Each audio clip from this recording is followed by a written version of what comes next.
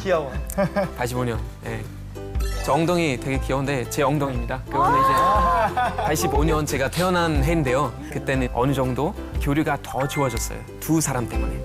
일단 이분 한번 소개해드리고 싶습니다. 이분 이름 혹시 아시는 분 계세요? 고르바초프. 네, 맞습니다. 고르바초프 나왔죠. 머리 점 때문에. 네, 맞습니다. 고르바초프 총리가 소련에 85년부터 91년까지 정권을 맡았던 분인데요.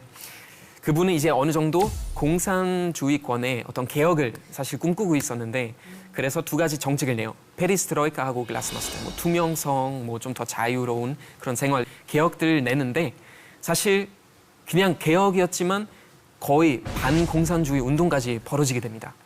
그래서 당시 구소련 위성 국가들이었죠. 뭐 이를테면 불가리아, 폴란드, 체코, 헝가리 이런 나라들이 결국 저항해가지고 무너지게 됩니다. 그리고 동독도 사실 그런 위기를 피할 수는 없었어요. 저희는 그때 이미 경제적인 그 빚더미가 어마어마해서 너무나 위기 상황이었는데 겨우겨우 버티게 된 거죠. 근데 심지어 그 많은 위성 국가들 중에도 동독이 약간 고립된 상태였어요. 왜냐면 이미 너무 많은 다른 나라에서 개혁이 이뤄지니까 동독 정부 당연히 이제 겁을 먹는 거죠. 다른 나라 대통령도 암살도 당하고 막 그랬으니까. 심지어 소련 신문들까지 검열하게 됩니다. 시민들은 결국 너무 동독에서 질려가지고 지쳐서 계속 떠나게 됩니다. 그래서 1989년도에 600명 정도 동독을 떠나게 되는데요. 서독으로 바로 갈 수는 없었잖아요. 그러니까 그 사람들은 헝가리, 오스트리아 통해서 결국 서독으로 가게 됩니다.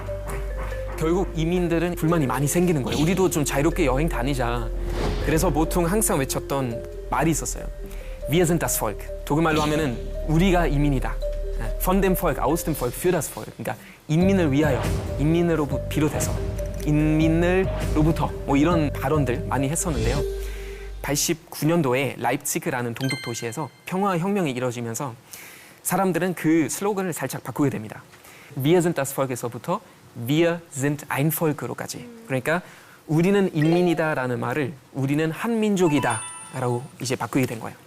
그래서 결국 뭘 외치는 거죠? 통일. 그렇죠? 우리는 한민족인데 우리는 통일 원하고 더 많은 권리, 더 많은 자유, 그리고 선거, 그렇죠? 투표권 이런 거 다 원해서 결국 시민들의 어떤 힘이 점점 커지게 됩니다. 자, 그 상황이 이제 점점 약간 보글보글 하고 있어요.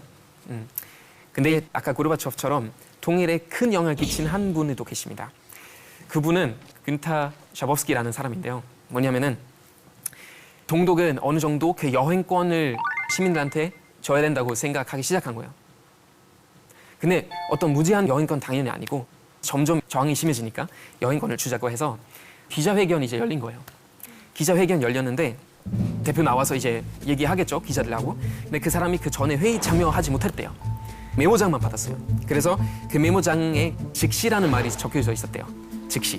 근데 그 즉시라는 말이 뭐냐면은 즉시 그거에 대해서 발표하라는 의미였는데 그 사람이 그 메모장만 보고 즉시? 그래 가서 기자회견 하는데 어떤 이탈리아 기자가 저기 뒤쪽에서 저기요, 저 질문이 있는데요.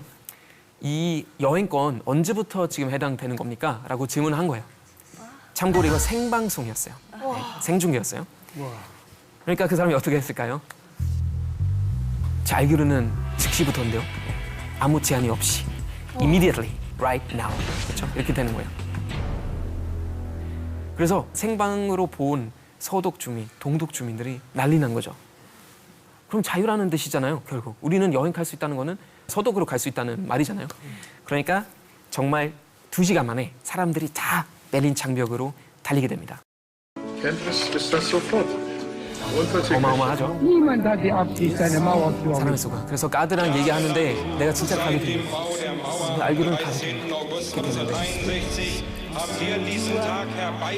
오랜만에 만난 친척들, 친구들 만나서 같이 춤추고 공식적으로 장벽을 이렇게 부수기도 하지만 사람들은 진짜 망치 들고 개인적으로 다 부수기도 했고 자기 비자 찢어버리고 가드들은 더 이상 감당이 안 되죠. 어떻게 해야 되는지 모르는데 명령을 더 이상 못 받은 거죠. 그래서 그냥 다 열어준 거죠.